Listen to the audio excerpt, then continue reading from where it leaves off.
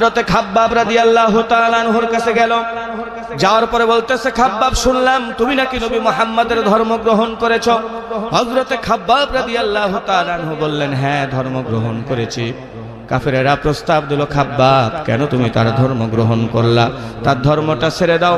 এর বিনিময়ে যদি তোমার সম্পদের প্রয়োজন হয় সম্পদ দেব, সুন্দরী নারীর যদি প্রয়োজন হয় সুন্দরী নারী দেব, যদি ক্ষমতার প্রয়োজন হয় ক্ষমতা দিব।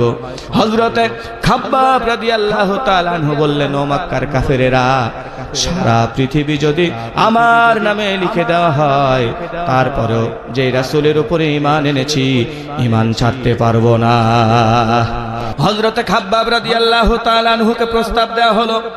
হযরতে খাব্বাব রাদিয়াল্লাহু তাআলা আনহু প্রত্যাখ্যান করলেন। খাব্বাবকে বলা হলো, ও খাব্বাব, তাহলে জুলুম, অত্যাচার, নির্যাতন সহ্য করার জন্য প্রস্তুত হয়ে নাও।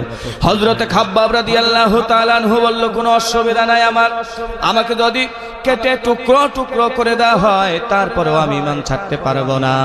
হযরতে খাব্বাব রাদিয়াল্লাহু তাআলা আনহুর দুই হাত বেঁধে ফেললেন, দুইটা পা বেঁধে ফেলেন।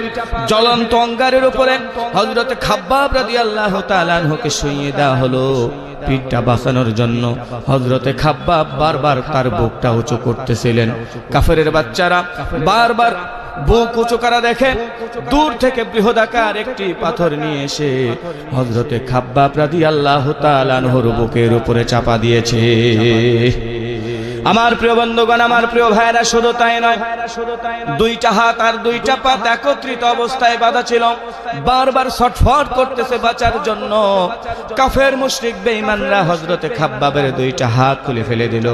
দুইটা হাত দুই পাশে টান দিয়ে তা বাঁধা ফেলা হলো। দুইটা পা খুলে দেওয়া হলো। দুইটা পা দুই দিকে টান দিয়ে বেঁধে ফেললেন, এক চুরো নড়াচড়া যেন করতে না পারে।